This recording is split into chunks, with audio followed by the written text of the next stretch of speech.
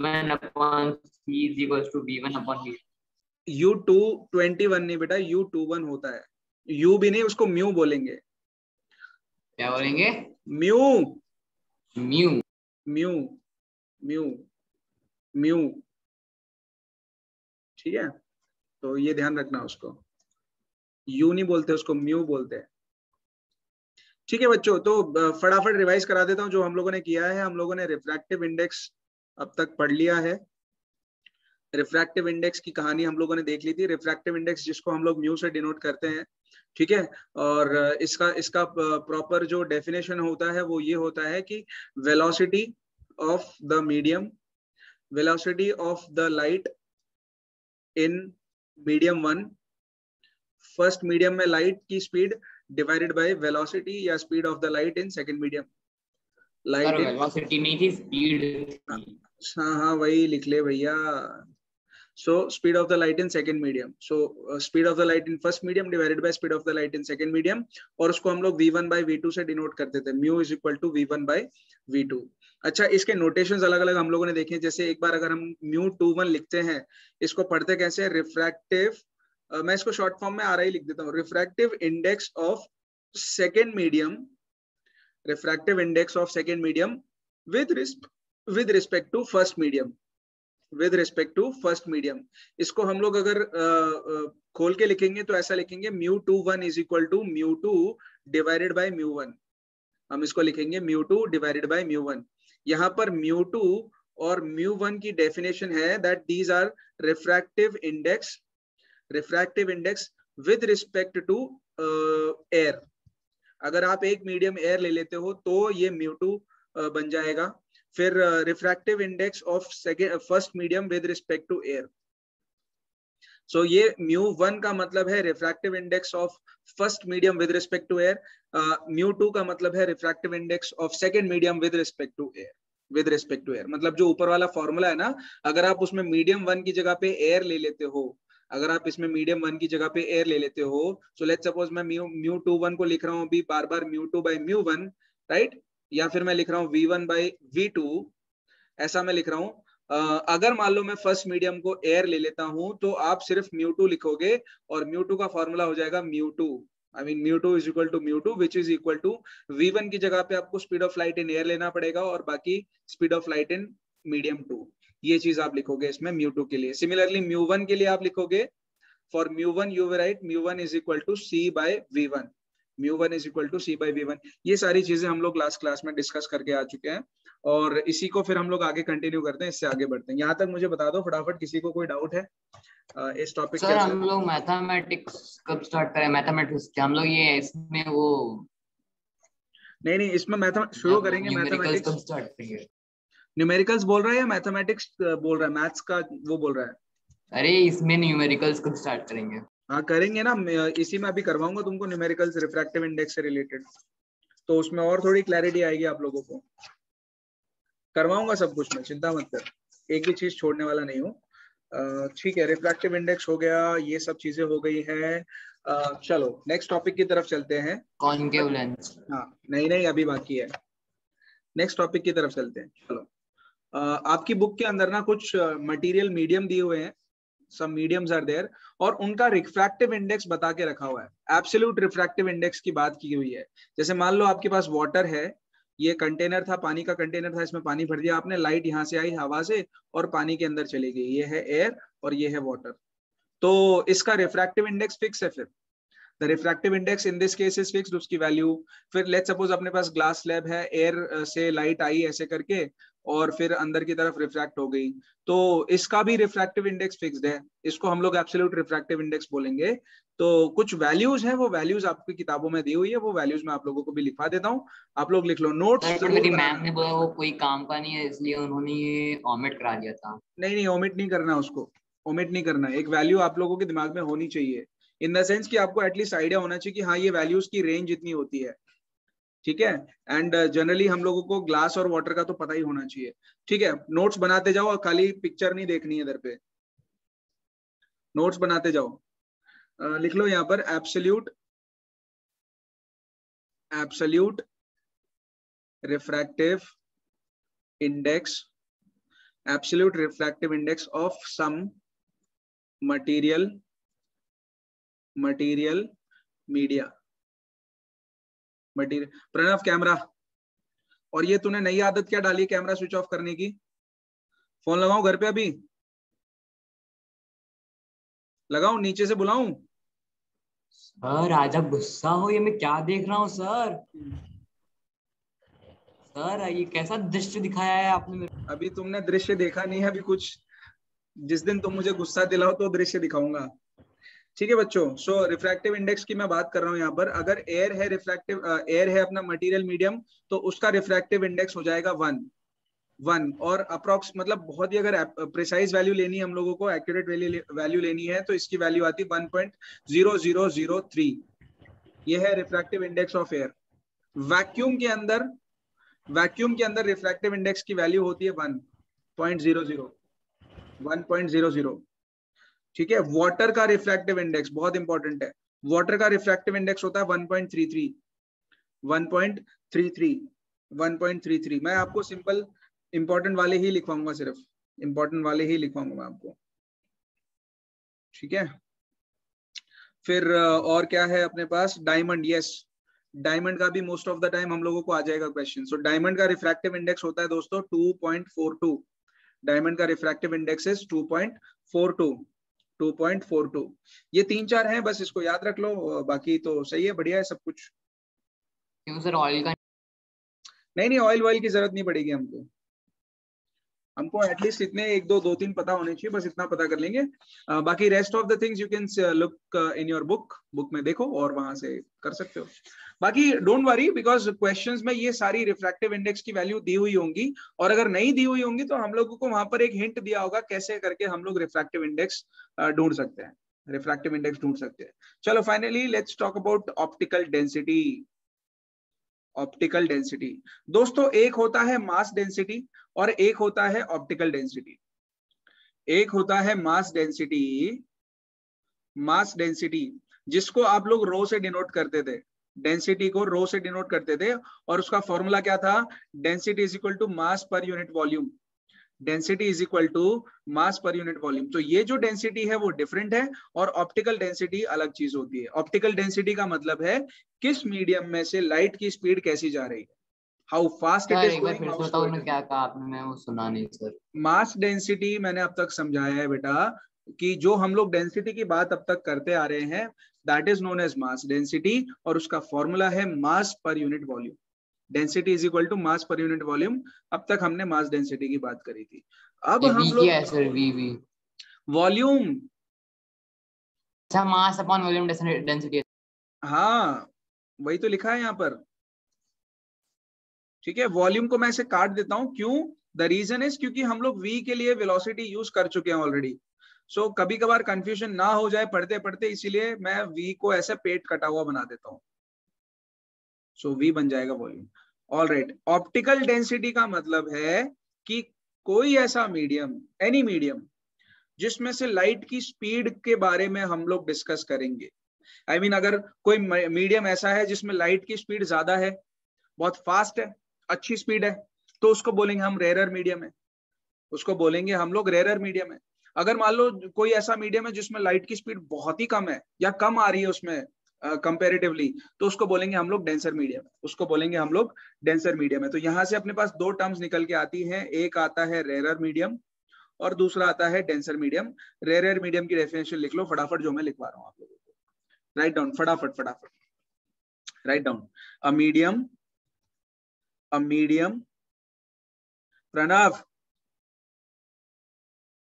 Sir ये अभी गिरेगा सर, बार बार ही गिरता है सर, इसीलिए मैं ऑन नहीं कर रहा सर अभी।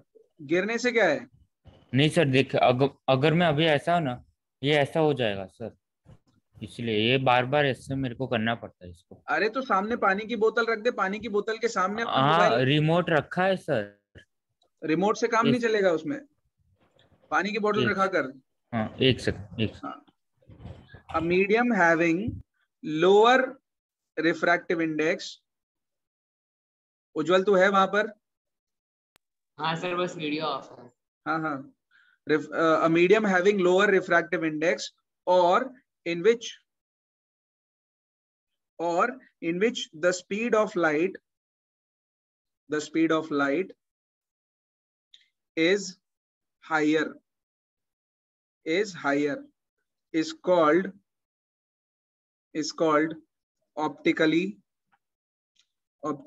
rarer medium. So ऐसा मीडियम जिसके अंदर स्पीड ऑफ लाइट हाई होती है या फिर उसका रिफ्रैक्टिव इंडेक्स कम होता है, तो ऐसे मीडियम को हम लोग बोलेंगे रेरर मीडियम. ऐसे मीडियम को हम बोलेंगे rarer medium. Most of the cases में हम लोग एग्जांपल लेंगे जैसे कि एयर, वो एक रेरर मीडियम है क्योंकि उसके अंदर लाइट की स्पीड ज्यादा है. जैसे कि वैक्यूम ये रेरर मीडियम है, इसमें लाइट की स्पीड कम होगी. यस उज्जवल, लाइट की स्पीड ज्यादा होगी, सॉरी. अरे सर मैं क्या पूछ रहा था, ये जो एब्सोल्यूट रिफ्रैक्टिव इंडेक्स है और ये ऑप्टिकल डेंसिटी है, इन सब पे हम लोगों को न्यूमेरिकल नंबर्स के क्वेश्चन आ सकते हैं? हाँ, यस, आएंगे ही, आपको बिल्कुल आएंगे, और मैं सिखाऊंगा आपको कैसे करने हैं वो क्वेश्चंस. चलो ये लिख लिया, रेरर मीडियम लिख लिया? नहीं सर, लिख रहे हैं. हाँ सर, लिख दिया. लिख लो सर एक और बार ये एक्सप्लेन करेंगे सर? कौन सा वाला रेरर मीडियम? हाँ हाँ सर. बेटा देख, रेरर मीडियम का मतलब है ऐसा एक मीडियम, एक मटेरियल मीडियम, चाहे वो सॉलिड लिक्विड गैस हो, कोई भी हो, जिसके अंदर से लाइट की स्पीड ज्यादा होती है. लाइट मतलब आसानी से जिसमें से पास कर जाए, उस मीडियम को हम लोग रेरर मीडियम बोलेंगे. सो जैसे एयर है, वैक्यूम है, उसके अंदर लाइट की स्पीड बहुत ज्यादा होती है, which is 3 × 10⁻8 metre per second. But comparatively अगर मैं पानी की बात करूं, ऑयल की बात करूं, इनके अंदर लाइट इतनी आसानी से पास नहीं होती जितनी आसानी से एयर में पास होती है. सो इसीलिए ऑयल, वाटर और इन सब चीजों को हम लोग डेंसर मीडियम बोलेंगे. We will call them denser medium.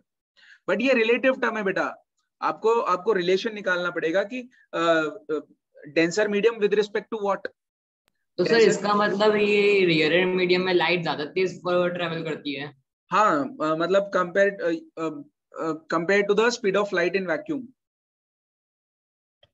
So let's suppose vacuum में लाइट की स्पीड है 3 × 10⁸ मीटर पर सेकेंड. एयर में भी लमसम उतनी ही स्पीड होगी, बट जब हम लोग वाटर की बात करेंगे तो उसमें स्पीड कम हो जाती है. तो कंपेयर करेंगे अगर वाटर को, तो water is a denser medium and air is a rarer medium. और अगर आप बात करोगे वाटर की और ऑयल की, तो चीजें डिफरेंट हो जाएंगी. If you talk about water and glass, तब भी चीजें डिफरेंट हो जाएंगी वहां पर, जैसे अगर हम लोग वाटर और ऑयल की बात करेंगे दोस्तों, तो optically oil is a denser medium and water is a rarer medium. Optically मतलब क्या है कि पानी में लाइट की स्पीड ज्यादा है एज कंपेयर टू लाइट की स्पीड इन ऑयल. ऑयल के अंदर लाइट की स्पीड कम है एंड वाटर के अंदर लाइट की स्पीड ज्यादा है कंपैरिजन करने पे.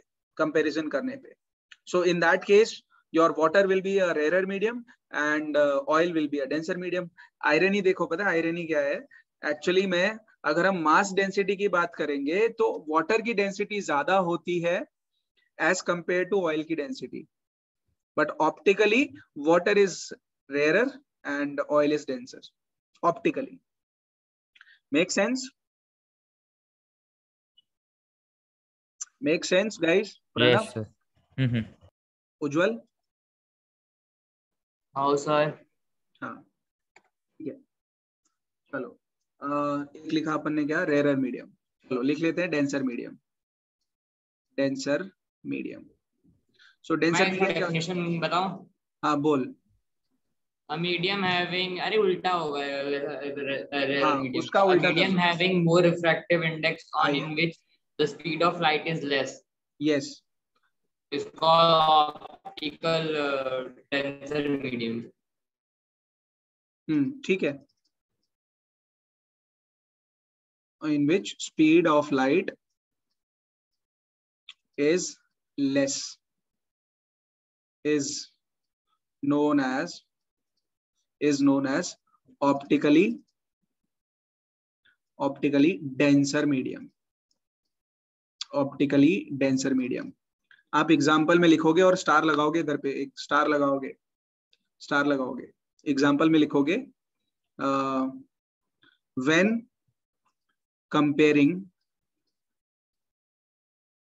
when comparing air and water, when comparing air and water, air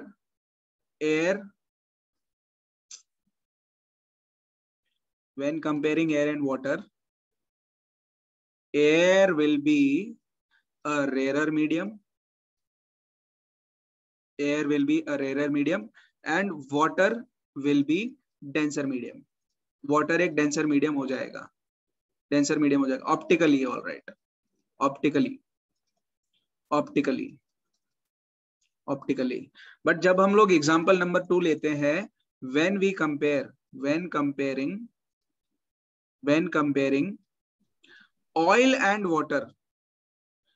comparing oil and water, दोस्तों ऑयल और वाटर की कहानी डिफरेंट होती है।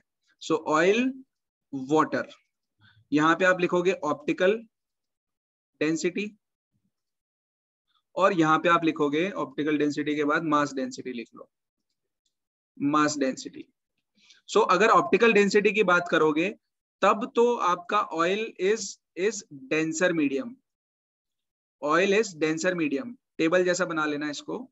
और जब आप ऑप्टिकल डेंसिटी की बात करोगे तो वाटर बन जाएगा रेयर मीडियम, कंपैरिजन में वाटर बन जाएगा रेयर मीडियम।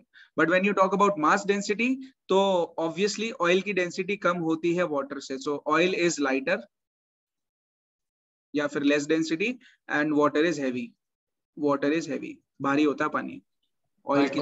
सर जब हम लोग ऑयल और वाटर को मिक्स करते हैं तो ऑयल ऊपर आ जाता है और वाटर नीचे आ जाता है। हाँ वो इसीलिए ना, देख यहाँ पे लिखाया तो है मास डेंसिटी कम होती है ऑयल की, इसलिए तो ऊपर आएगा, हल्का है ना, लाइटर है वो। सो दो अलग अलग चीजें हैं, मास डेंसिटी अलग होता है। अब तक हम लोगों ने मास डेंसिटी ही पढ़ा था, अब हम लोग ऑप्टिकल डेंसिटी पढ़ रहे हैं, तो वो उल्टा केस है, रिवर्स केस है, डिफरेंट केस है वो। प्रणव क्लियर हुआ बेटा? उज्जवल तेरे को क्लियर हुआ ये? हाँ सर, मैंने पूछ लिया था अब तक। ठीक है, गुड। अच्छा अभी थोड़ा सा क्या है, होल्ड योर हॉर्सेस, और थोड़ा सा हाउ टू पुट इट, थोड़ा कंट्रोल करके जब क्वेश्चन पूछना है तो अभी आदत डाल लो कि रेज हैंड करेंगे हम लोग, बी अ गुड बॉय, और बीच में हाफ अ जेड नहीं बोलना है कभी भी, समझ में आया बेटा? चलो एक और टॉपिक देख लेते हैं। सर 2 मिनट पीछे कर दो। ये ले बना लो इसको। प्रणव लिख लिया आपने ये? हाँ सर लिख दिया। ठीक है बेटा। सर मैं बीच में 1 सेकंड के लिए है ना सर, हाँ हाँ, कभी पानी भी पीने आई थिंक, जाऊंगा नहीं लीव हो जाऊंगा सर, मेरे को क्योंकि लैपटॉप मेरा, से ज्वाइन कर रहा हूँ। ठीक है कर हाँ ले ये फोन नहीं पाता मेरे को सर। कर ले कर ले। नहीं लैपटॉप ऊपर है सर, अभी ला रहे हैं पापा। हाँ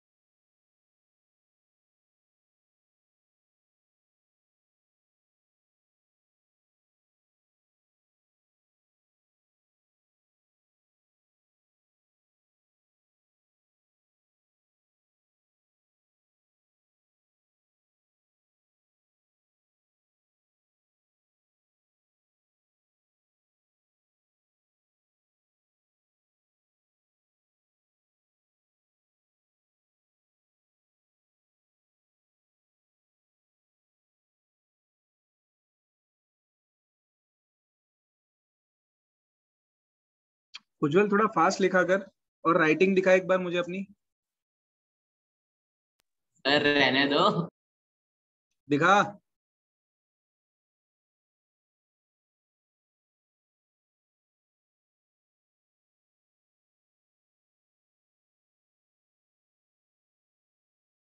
दिखाओ जल्दी, राइटिंग दिखाओ।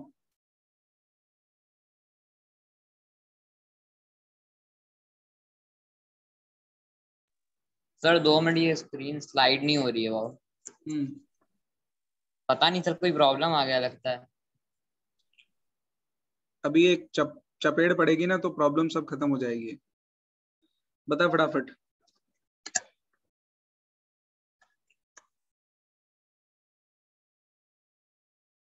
दिखा?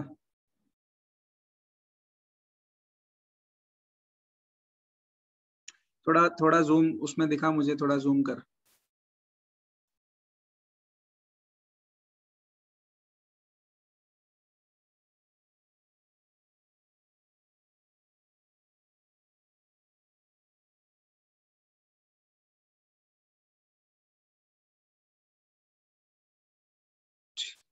ठीक है ठीक है, हाँ ठीक है, एक फोटो खींच के भेज देना मुझे प्लीज, ऐसे नहीं दिख रहा उसमें। ठीक है कोई बात नहीं, फोटो खींच के भेज देना मुझे क्लास के बाद। हाँ प्रणव आ गया बेटा? एंड राइटिंग का क्या लेना देना हाँ सर? सर। हाँ। बहुत कुछ लेना देना है, राइटिंग से तो बहुत कुछ है। सो ठीक है, तो आगे बढ़ते हैं, नेक्स्ट टॉपिक की तरफ चलते हैं हम लोग, which is direction of bending of light. Direction of bending of light, ठीक है। ये कुछ रूल्स हैं, दो रूल्स हैं बच्चों को, दो रूल्स हम लोगों को फॉलो करने हैं। रूल नंबर 1 क्या है? रूल नंबर 1 ये बोलता है कि व्हेन लाइट, बीच में कोई नहीं बोलेगा अभी, when light travels from rare medium to denser medium, when light travels from rarer medium to denser medium, it bends towards the normal, normal की तरफ bend होगी, towards the normal। एग्जाम्पल बना लिया करो इसका। लेट्स सपोज ये है अपने पास ग्लास, और यहाँ पर बाहर की तरफ है एयर, सो एयर बनेगी अपनी रेयर मीडियम और ग्लास बनेगा डेंसर मीडियम। ड्राइंग करना है? हाँ हाँ, यस ऑफ कोर्स, तभी तो मार्क्स मिलेंगे आपको। सो लाइट रे लेट्स सपोज आई है एयर की तरफ से ऐसे करके, और जिस पॉइंट पर वो सरफेस पे टकरा रही है उस पॉइंट पर आपको नॉर्मल ड्रॉ करना है। सो this becomes your normal and this is your incident ray. और फिर जब वो लाइट मीडियम में जाके टकराएगी तो उसका डायरेक्शन चेंज हो जाएगा। होना तो ये चाहिए था कि इसको सीधा निकल जाना चाहिए था, अगर ग्लास नहीं होता तो, अगर वहां पर ग्लास नहीं होता तो वो सीधी निकल जाती। But now the light has to bend towards the normal, normal की तरफ बेंड हो गई है। देखो पहले वो सीधी निकल जाती, बट अब वो अंदर की तरफ बेंड हो गई है, ऐसे करके यहाँ पे बेंड हो गई है वो। सो ये सर रही आपने वो क्या लिखा है सर, वो समझ नहीं आ रहा। Incident ray. नहीं उसके बाद नॉर्मल। अरे नहीं सर, ड्राइंग की तो मैं बात ही नहीं कर रहा हूँ। ये क्या लिखा है? ये डेंसर। अरे उसके ऊपर ये क्या लिखा है? ये रूल। अच्छा तेरे एनोटेशंस हटाने पड़ेंगे। Rule number 1, when light travels from rare medium to denser medium it bends towards the normal. और यही चीज मैंने आपको नीचे समझाई है कि लाइट नॉर्मल की तरफ बेंड हो जाएगी and this angle will be known as R, और ऊपर वाला एंगल आई कहलाएगा। This will be known as angle of incidence. ठीक है, ये है रूल नंबर 1। सो जब भी लाइट रेयर मीडियम से डेंसर मीडियम की तरफ जाएगी, it has to bend towards the normal, normal की तरफ बेंड हो जाएगी। रूल नंबर 2 क्या बोलता है? What does rule number 2 says? इसका जस्ट ऑपोजिट होगा। सो व्हेन लाइट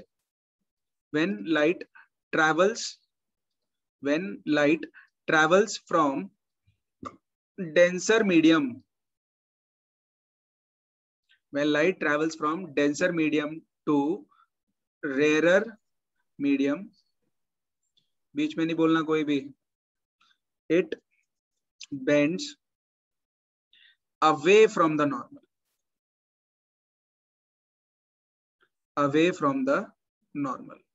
नॉर्मल से दूर बेंड हो जाएगी वो। So when light travels from denser medium to rare medium it bends away from the normal से दूर।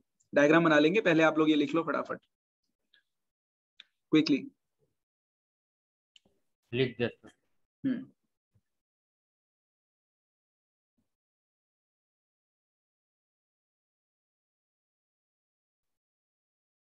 ये प्रणव कुछ ज्यादा जल्दी नहीं लिख रहा? कुछ तो गड़बड़ है दया। उज्जवल तो कुछ ज्यादा स्लो नहीं लिख रहा है, तो पूरा ही गड़बड़ है।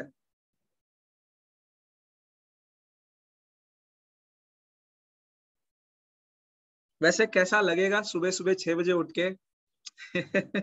मजा आएगा सर? आई कैन सर, दिल से बुरा लगेगा। आदत डालो दोस्तों, जब तक हम लोग अपने आप को डिसिप्लिन में नहीं लाएंगे तब तक हम लोग कुछ अलग नहीं करेंगे, और बाकी सारे बच्चों की तरह हम लोग भी वो नॉर्मल मार्क्स के साथ बट सर मुझे वैसे भी सेटिस्फाइड। कोई फर्क नहीं पड़ रहा है क्योंकि मैं आजकल 3 बजे उठ रहा हूँ। क्या हो गया ऐसा? अरे सर वो स्कूल लोड है ना, स्कूल लोड। चल झूठा। लिख लिया रूल नंबर 2? लिख लिया? नहीं नहीं। बातें कम और फिर काम ज्यादा, लिखो फटाफट।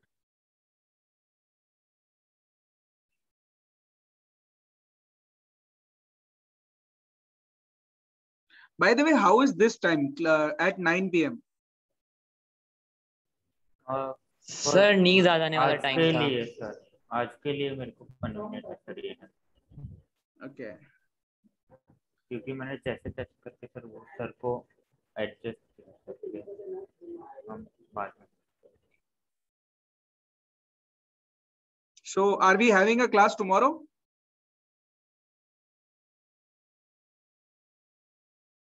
Are we having a class tomorrow? हाँ सर, आपने बोला तो था कॉल पे। प्रणव? Yes sir. ओके चलो भाई, स्क्रीनशॉट ले लो, अब आगे बढ़ रहा हूँ मैं। Sir sir sir sir 2 minute. 2 minute तो बिल्कुल नहीं भाई,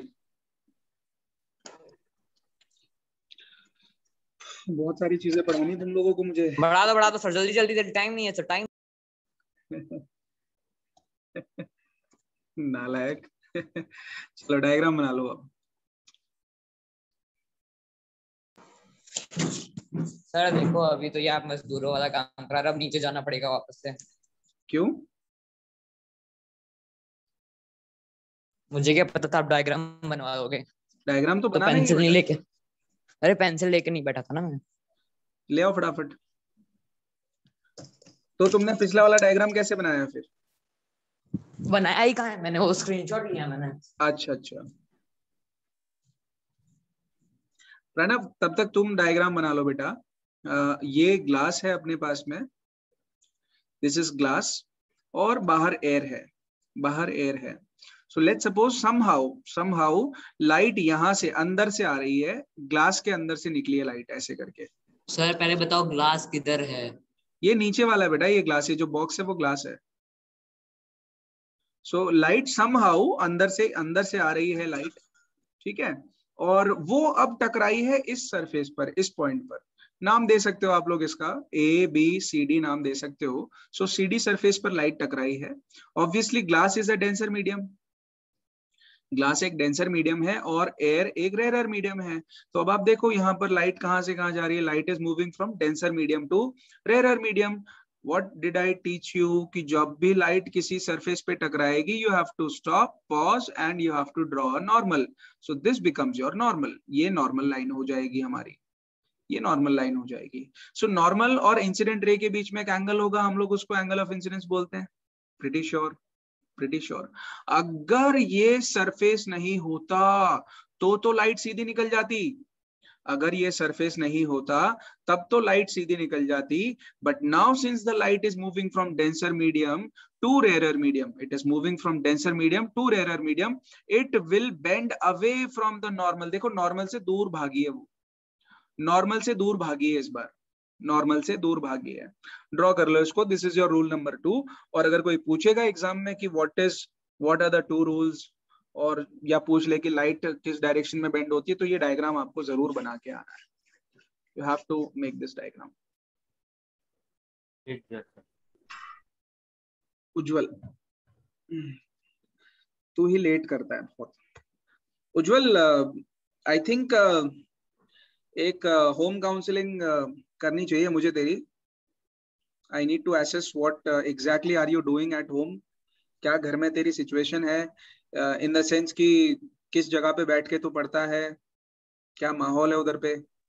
सर होम टूर करा लूं मैं? हाँ, होम टूर करा लूं, होम टूर। होम टूर वो मैं आऊंगा, उसी में मैं आपको वो टाइम टेबल वाली बातें वगैरह सब बताऊंगा। So I am just waiting for my schedule. Saturday Sunday देखता हूँ क्या है शेड्यूल। चलो दोस्तों, तो लिख लिया होगा आप लोगों ने ये, आगे बढ़ते हैं, फिर नेक्स्ट टॉपिक की तरफ चलते हैं। यहीं पे करवाऊं कि नेक्स्ट स्लाइड पे कराता हूँ? नेक्स्ट स्लाइड पे कराता हूँ। लिख लो, नेक्स्ट टॉपिक लिख लो, रिफ्रैक्शन। सर मैं इतनी बड़ी पेंसिल से लिख रहा हूँ ना कि मैं बता नहीं सकता। Refraction of light through glass slab. Glass slab से रिफ्रैक्शन, दो इंस्टेंसेस बताऊंगा आप लोगों को, दोनों इंस्टेंसेस आप लोगों को ध्यान रखने हैं। सो बना लो एक प्यारा सा अच्छा सा, अब इस बार स्केल से बनाओगे तो अच्छा लगेगा। ये स्केल से बना लो, धीरे धीरे बनाओ, अच्छे से आराम से बनाओ, इसमें टाइम स्पेंड करेंगे एंड वी विल डिस्कस। सो एक रेक्टेंगल बना लेना आप लोग, नाम दे दो उसको ABCD, नाम दे दो उसको ABCD।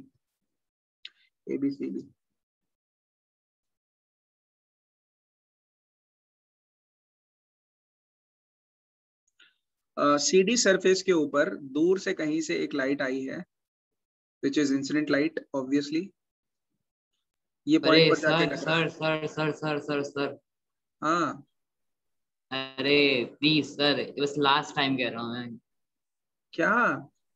अरे एक स्लाइड पीछे कर दो ना। अच्छा ये ले, तो इसमें इतना क्यों प्लीज कर रहा है? वो तो करूंगा ही, तू बोलेगा तो करूंगा यार।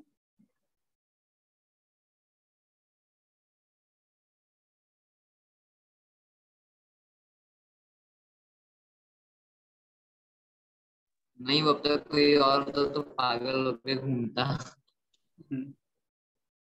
हो गया? हो हाँ जाए तो बता देना। चलो फिर ठीक है। तो अब ये डायग्राम अच्छे से बनाओ, प्यार से डायग्राम बनाना है इसको, बहुत इंपॉर्टेंट डायग्राम है। और ये क्वेश्चन आ सकता है आप लोगों को, ड्राइंग करने के लिए आएगा, 2 मार्क्स में आ सकता है ये क्वेश्चन। चलो देखो फिर, तो ABCD हमारे पास एक ग्लास स्लैब है। जैसे ही आपने ग्लास स्लैब बनाया उसको लेबल कर दिया करो that this is your glass slab. Glass slab है ये रे ऑफ लाइट है। इसी रे ऑफ लाइट को हम लोग इंसिडेंट लाइट बोलेंगे, इंसिडेंट रे बोलेंगे। Incident ray, this will be your incident ray, this will be your incident ray, है ना। नाम दे देते हैं इसका, X से Y की तरफ गई तो ये पॉइंट हो गया Y, this is Y point.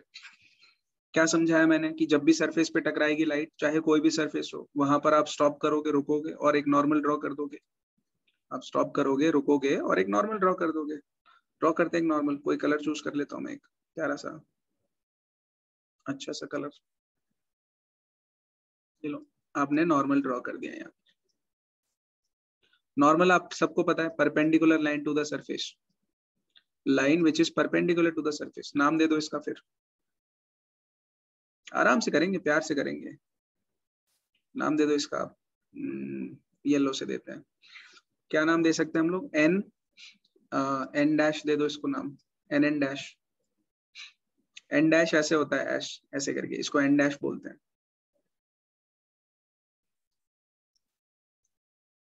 अरे सर रुको, मैं पेंसिल शार्प करके आ रहा हूँ।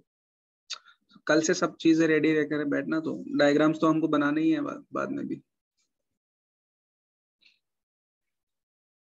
ठीक है। तब तक देख लो इधर पे। सो ये नॉर्मल हो गया, एन डैश ऐसे करके आप लेबल भी करोगे, नॉर्मल लिखना भी उसमें, नॉर्मल। अच्छा देखो, नॉर्मल और इंसिडेंट रे के बीच में एक एंगल बन रहा है, नॉर्मल और इंसिडेंट रे के बीच में एक एंगल बन रहा है। ये एंगल हो जाएगा एंगल ऑफ इंसिडेंस। आप इस एंगल को आई लिखोगे, ये आप इस एंगल को आई लिखोगे, this will be your I angle, this will be your I angle, angle of incidence, ठीक है, एंगल ऑफ इंसिडेंस। अगर सरफेस नहीं होता, अगर if there was no surface, तो लाइट सीधी निकल जाती। फिर कौन से कलर से ड्रॉ करूं? इससे कर देता हूं इस बार। अगर सरफेस नहीं होता तो लाइट सीधी निकल जाती, यहां से ऐसे करके निकल जाती। उज्जवल सुन रहा है तू? सर मेरे को दिख नहीं रहा है वो लाइन आप जो ड्रॉ कर रहे हो। क्यों? सर ब्लैक पेन से लिखा है। हाँ तो दिखेगा ना यार, ब्लैक से ही तो लिख रहा हूँ मैं, दिख तो रही है, ब्लू के ऊपर ब्लैक तो दिखना चाहिए। नहीं दिख रही? Colour change, the color that we can identify it on any color, sir. ये ले चल अगर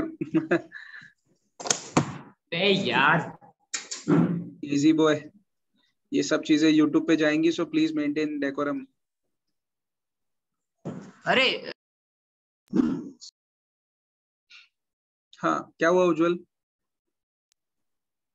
ये सर वो बन नहीं रहा था वो डायग्राम थोड़ा सा, अभी बन गया? और आसपास चूहे बैठे हुए हैं।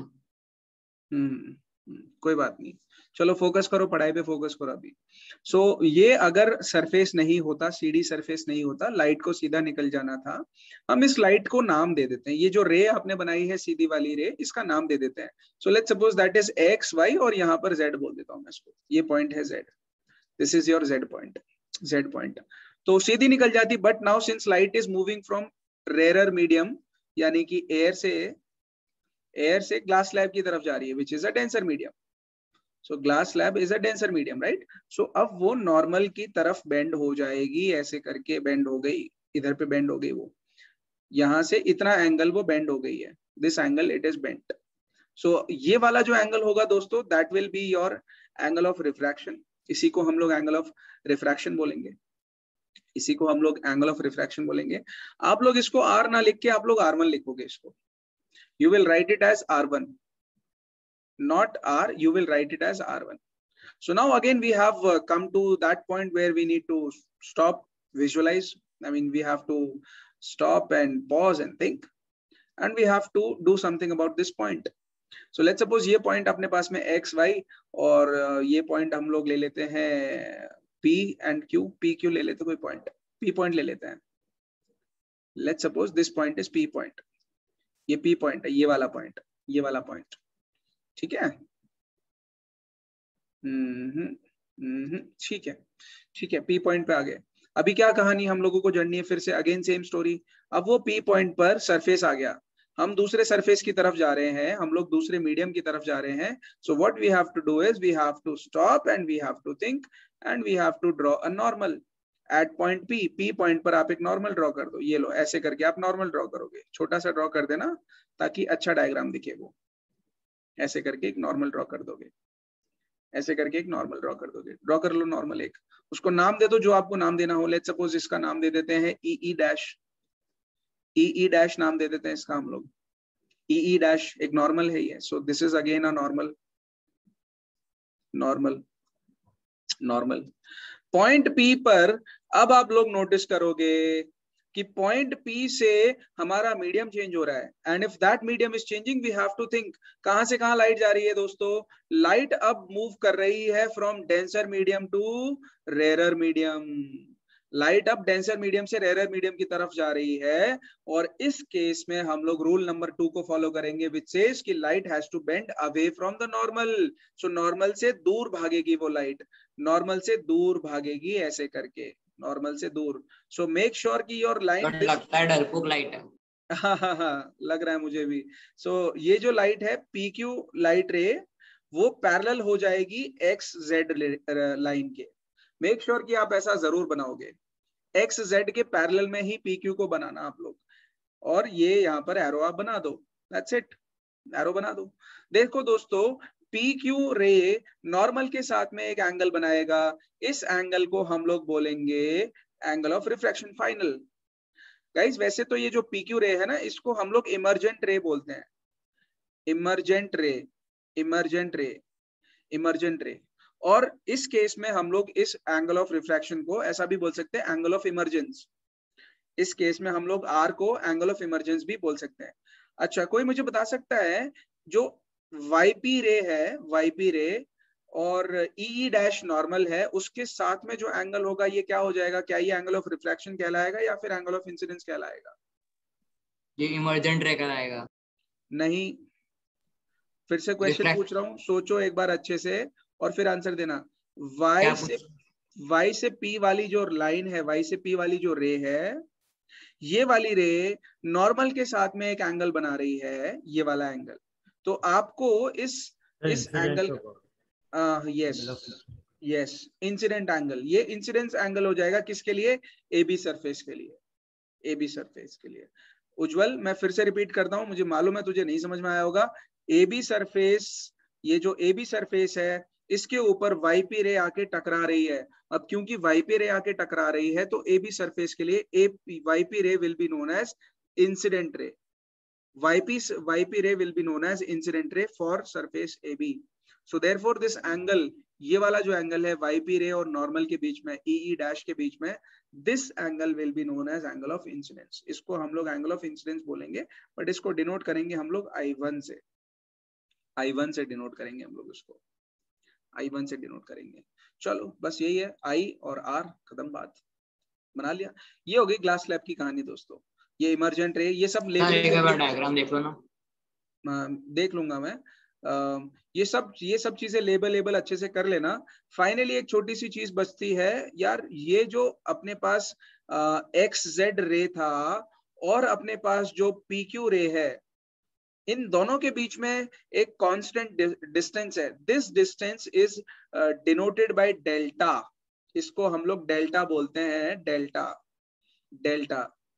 ठीक है, इसको पढ़ेंगे तो डेल्टा बोलेंगे, और इसका लाइट के केस में हम लोग ने नाम रखा हुआ है लेटरल डिस्प्लेसमेंट। इस केस में इसका नाम है लेटरल डिस्प्लेसमेंट, कि लाइट ओरिजिनल लाइट से कितना भटक चुकी है, कितना रास्ता भटक के आई है, उसी को हम लोग लेटरल डिस्प्लेसमेंट बोलेंगे। सो ये थी पूरी कहानी refraction of light through glass slab. मैंने आपको इंसिडेंट रे, रिफ्रैक्टेड रे, इमर्जेंट रे सारी चीजें बताई, A to Z पॉइंट्स मैंने आप लोगों को समझाए हैं। आई होप यहाँ पर किसी को प्रॉब्लम नहीं आनी चाहिए एग्जाम में ड्रॉ करने में। हाँ उज्जवल दिखा दे अब बेटा, क्या दिखा रहा तू? सर एक सेकंड में उसको ड्रॉ कर ले। हाँ कर लो बेटा। प्रणव ड्रॉ नहीं किया था अभी, समझ रहे थे? हाँ समझ। ठीक है, ड्रॉ कर लो। अरे गंदगी मारी है तूने बहुत ज्यादा, नहीं चलेगा, वो नहीं चलेगा। स्क्रीनशॉट ले ले और उसके बाद में अलग से ड्रॉ करना उसको। बहुत गंदगी की है तूने उज्जवल। बेटा सुनो मेरी बात, फिर से ध्यान से सुन लो। आपको ग्लास स्लैब ऐसे रेक्टेंगुलर बनाना है, फिर जो इंसिडेंट रे बनाओगे ना, थोड़ा उसको टिल्ट करके बनाओ यार, ऐसे करके थोड़ा एंगल दो उसको, अच्छा खासा टिल्ट कर दो उसको। आप ऐसे करके बनाओगे तो फिर रिफ्रैक्शन दिखेगा नहीं उसमें ज्यादा, उसमें रिफ्रैक्शन बनेगा ही। शॉट ले लिया। हाँ ठीक है। तो उज्जवल ये आपके लिए बेटा, जब आप इंसिडेंट रे बनाओगे तो उसको थोड़ा एंगल दे दिया करो, ऐसे टिल्ट कर दिया करो भाई उसको, नहीं तो नहीं बनेगा।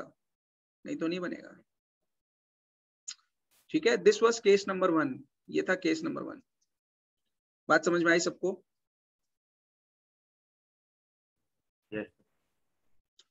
यस।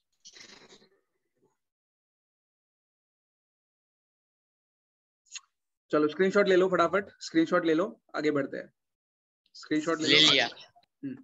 चलो तो दूसरा केस बनेगा बच्चों, वो दूसरा केस कुछ ऐसा बनेगा अपने पास, और ये स्पेशल केस है।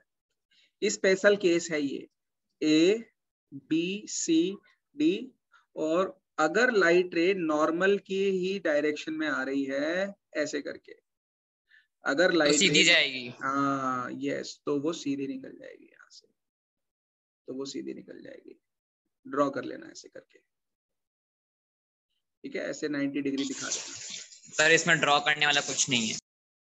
बहुत कुछ है भैया। थक गया मैं आप लोगों को पढ़ा के।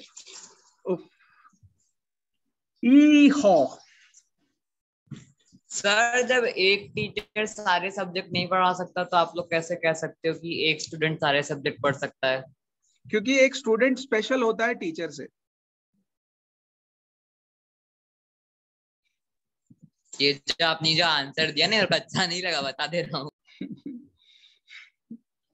क्योंकि एक स्टूडेंट की कैपेबिलिटी टीचर से बहुत ज्यादा होती है, तो स्टूडेंट का पोटेंशियल ज्यादा, कैपेबिलिटी ज्यादा। आप तो सोचो इंटेलिजेंट कौन हुआ फिर? स्टूडेंट हुआ ना। एक स्टूडेंट मिलके 5-5 सब्जेक्ट पढ़ता है, जबकि एक टीचर सिर्फ एक सब्जेक्ट पढ़ाता है, ज्यादा से ज्यादा 2 सब्जेक्ट पढ़ाएगा। कोई मेरे जैसा होगा तो 3 सब्जेक्ट पढ़ा देगा, बट एक स्टूडेंट 4-5 सब्जेक्ट पढ़ता है भाई। इसको कहते हैं पढ़ाते पढ़ाते अपनी तारीफ करना। अरे यार हाँ प्रणव क्या बोल रहा है? सर यहाँ पे एक्स और डी और सी से पैरेलल है सर। आई मीन सॉरी, वो 90 डिग्री उधर बना रहा है सर। हाँ हाँ एक्स, तो सर वाई भी तो ए और बी से 90 डिग्री बनेगा ना सर? हाँ बेटा, यस यस यस यस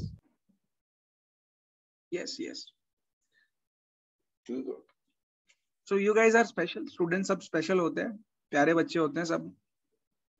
बस तुम लोग हनुमान जी जैसे हो। तो हनुमान जी को भी जगाया गया था, जब तक उनको जगाया नहीं गया तब तक उनको उनकी शक्ति का अंदाजा नहीं था। वैसे ही तुम लोग हो, तुम लोग भी हनुमान जी हो, तुम्हारे अंदर हिडन पोटेंशियल है, उसको टैप करना पड़ेगा, जगाना पड़ेगा। जब जगाएंगे तब जाके तुमको पता चलेगा कि यार हम तो 30 मार खाए। ऑलराइट भैया, ये 2 केस थे, दोनों केस बड़े मजेदार थे। कहानी जो ट्विस्ट आती है वो आती है न्यूमेरिकल्स पर। न्यूमेरिकल्स में आती कहानी चेंज। सो क्वेश्चन लिख लो, एक बहुत ही अच्छा क्वेश्चन मैं आप लोगों को दे रहा हूँ। क्वेश्चन दे रहा हूँ मैं आप लोगों को, क्वेश्चन दे रहा हूँ मैं आप लोगों को, ठीक है। सो गिवन लिख लो, पूरा क्वेश्चन नहीं बताऊंगा, मतलब मैं लिखवाऊंगा नहीं, मैं सिर्फ छोटी छोटी चीजें दिखा दे दूंगा आपको। गिवन क्या है? गिवन है अपने पास में refractive index of diamond is equal to 2.42. Refractive index of diamond is equal to 2.42 is equal to 2.42. Find the speed of light. Find the speed of light in diamond. Find the speed of light in diamond. Bracket में लिख लेना speed of light. Speed of light in air.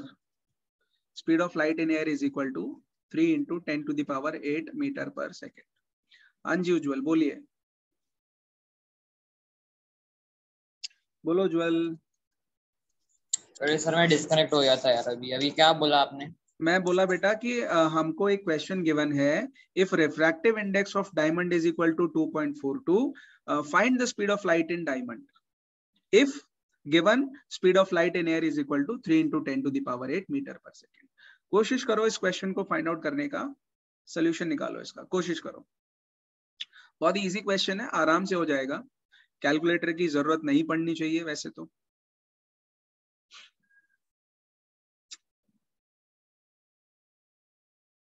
Pranav try कर रहे हो? हाँ sir हाँ। उज्जवल आपको question समझ में आया बेटा? नहीं। सच्ची? नहीं। क्वेश्चन नहीं समझ में आया तुमको? देखो फिर क्वेश्चन समझ लो भाई। डायमंड है, लेट्स सपोज डायमंड है अपने पास में, रेक्टेंगुलर डायमंड। ये डायमंड का रिफ्रैक्टिव इंडेक्स यानी कि म्यू हमको गिवन है 2.42। म्यू हमको गिवन है 2.42। हमें बोल रहा है कि अगर एयर के अंदर लाइट की स्पीड है 3 into 10 to the power 8 metre per second, तो आपको लाइट की स्पीड इस डायमंड के अंदर निकालनी है, मतलब वीडी निकालना है आपको, लाइट की स्पीड इन डायमंड, वो निकालना अपने को। फाइंड आउट करो, कोशिश करो, कोशिश करो, चलो ट्राई करो।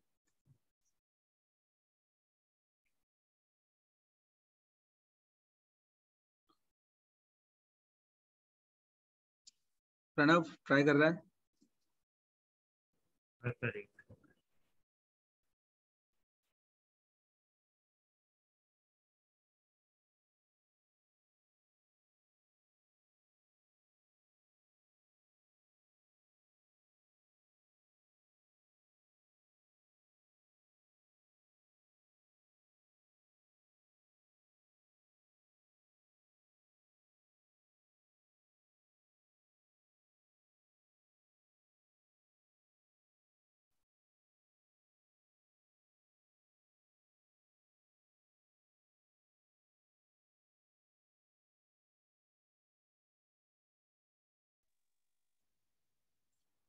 सर ये जो रिफ्रैक्टिव इंडेक्स ऑफ डायमंड है वो 2 है, तो हम लोग इसको ऐसे लिखेंगे 2.42 into 10 की पावर 8।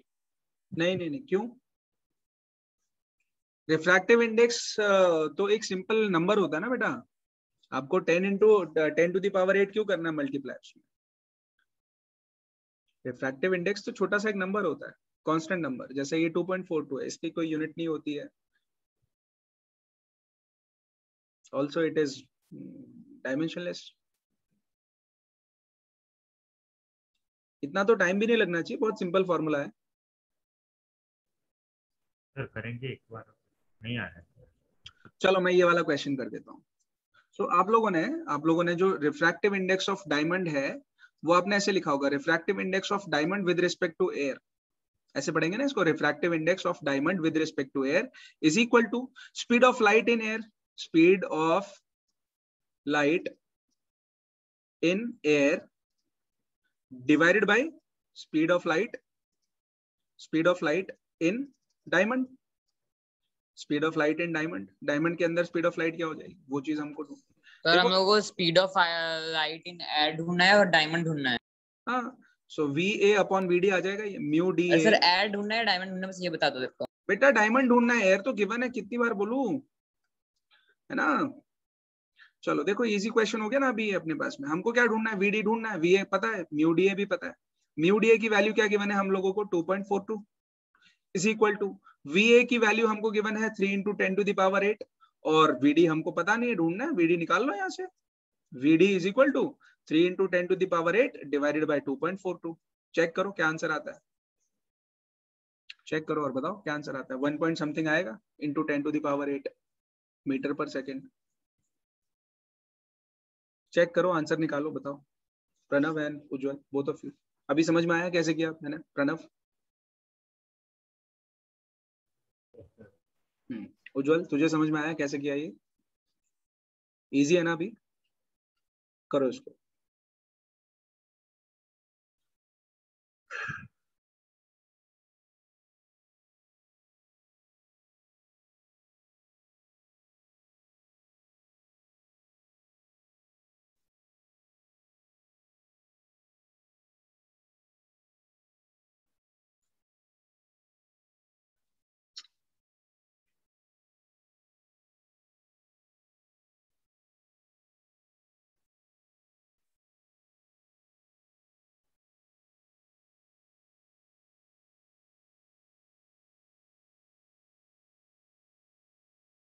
Sir 1.23 something.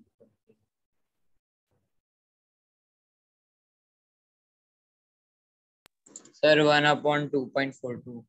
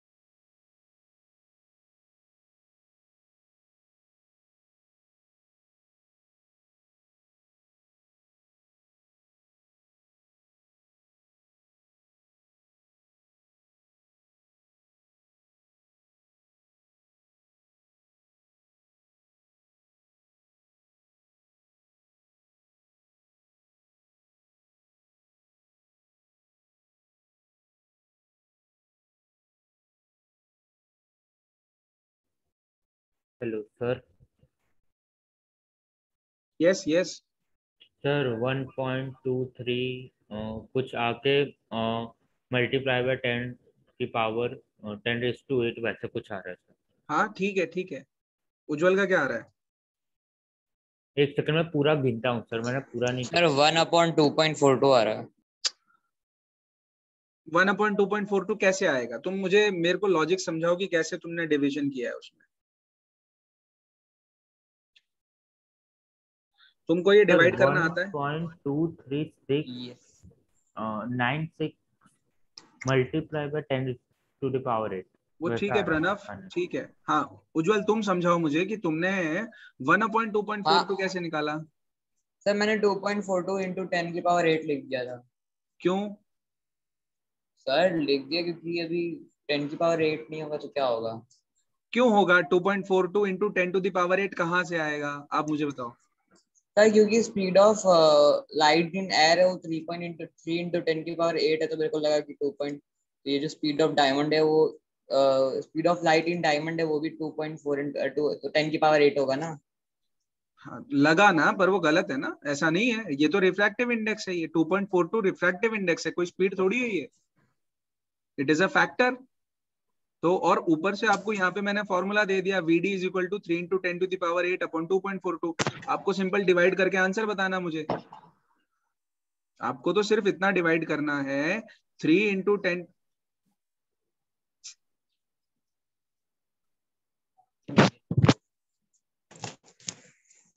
आपको सिर्फ इतना बताना है डिवाइड करके 3 into 10 to the power 8 divided by 2.42 का आंसर क्या आएगा।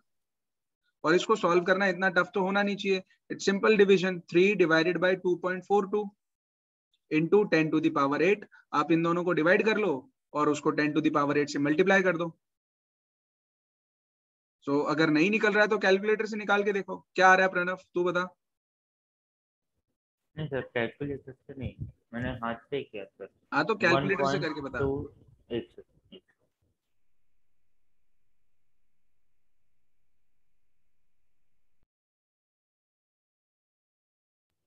Sir 1.2366, sorry 967.8 raised to, sorry 10 raised to 8। हाँ 1 पॉइंट समथिंग है ना, वही है ना, 1.23 और आगे जो भी हाँ चल रही है। 1.239। ठीक है, तो आंसर ये आएगा 1.23 into 10 to the power 8 approximately, आ गया answer. This is your answer, बात खत्म। इसमें टफ क्या था? आंसर हम लोगों को फ्रैक्शन में ही लाना है। फ्रैक्शन में क्यों बेटा? और तुझे लग क्यों रहा है ऐसा? तुझे एक तो वो जिसने भी तुझे पढ़ाया है, मैं उसको मैं अब मैं कुछ बोल नहीं सकता क्योंकि मुझे पता है तुझे किसने पढ़ाया है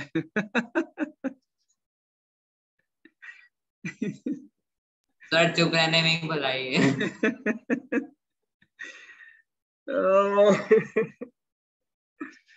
ठीक है भाई, तो ये था एक बहुत ही अच्छा क्वेश्चन, प्यारा क्वेश्चन था भाई, मजा आया इसको करने में। बहुत सिंपल क्वेश्चन था यार, इससे तो क्या ही सिंपल लोगे तुम लोग। चलो इफेक्ट्स लिख लो, उसके बाद मैं न्यूमेरिकल्स आप लोगों को करने के लिए देता हूँ, और न्यूमेरिकल्स तो हम लोग चैप्टर खत्म होने के बाद भी करेंगे। सर you हाँ had हाँ, forget something sir। क्या बेटा? I have a class sir। Oh, you have a class. What is the time? 8:01 10:01 sir। ठीक है, ठीक है, ओके, ऑल राइट, ठीक है बच्चों, कल मिलते हैं हम लोग फिर, ठीक है? आज की क्लास यहीं तक रखते हैं, चलो। सर कल भी 9 बजे या 7 बजे?